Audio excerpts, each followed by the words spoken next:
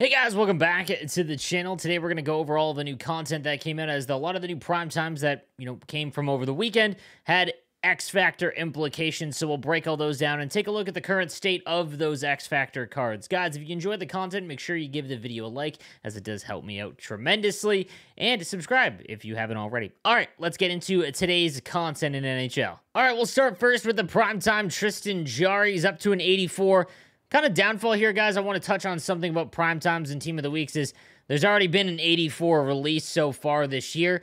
How it works, guys, is that basically in a month they cap it at +2 overall. Now they can get as many prime times and as they earn, but they won't go past +2 overall in a month, and they go up +1 until that. So if we go and look, TRISTAN JARRY from his base card, he's got an 83 and an 82 as well. So he's had 2 this month, so that's why he's capped at the 84. In terms of just this card specifically, Distributor is a good synergy to have. 87 speed is also nice. He's 6'2", though. I think they're just better goaltenders in this range at 84. I still like the 85 Jacob Markstrom, for example. And even Carey Price has been good. I'm going to talk about Carey Price in another video about goaltenders currently, as his X Factor something else. Then we've got the 85 Tom Wilson with Wingman. This card desperately needs just a skating synergy. He's 6'4", which is awesome, and obviously he's going to be a very good defensive winger. Like, you're going to be able to just crush people with him.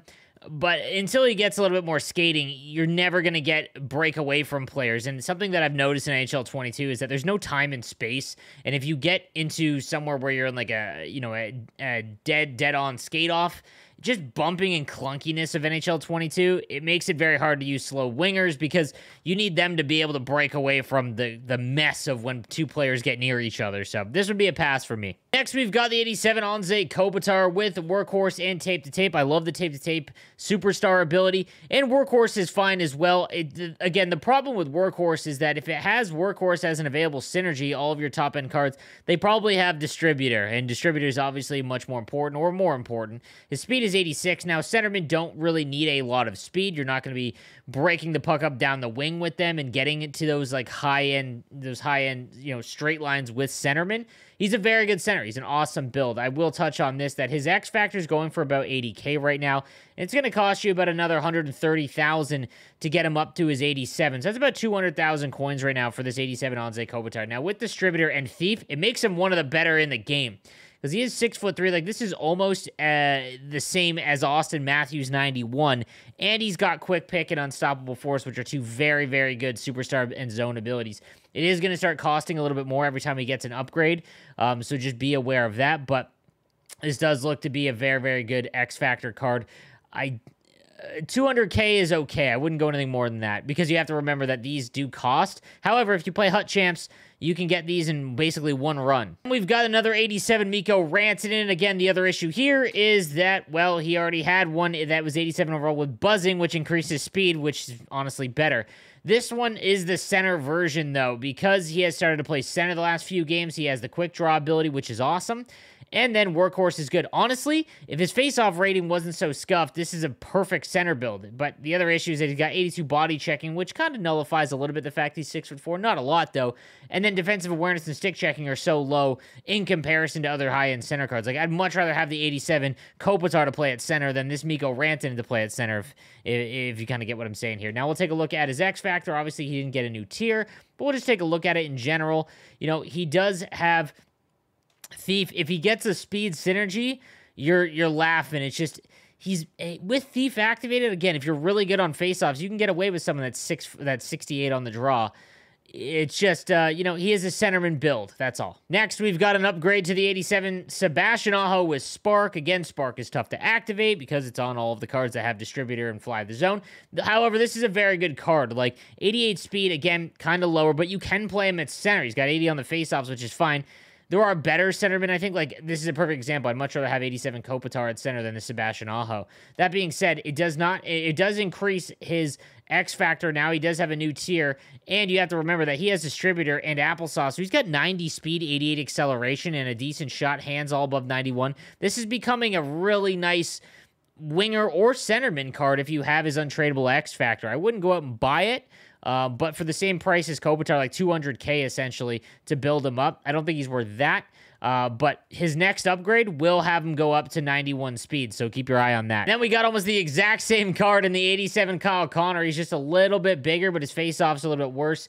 That card's honestly whatever without speed synergy. The Connor tier new upgrade to his X Factor, however, he's got Fly the Zone, which gets him up to 90 speed, and Protector. Essentially the exact same card. However, his deking's up at 94, which is really good. His face-off's a little bit lower, so you got to play him on the wing.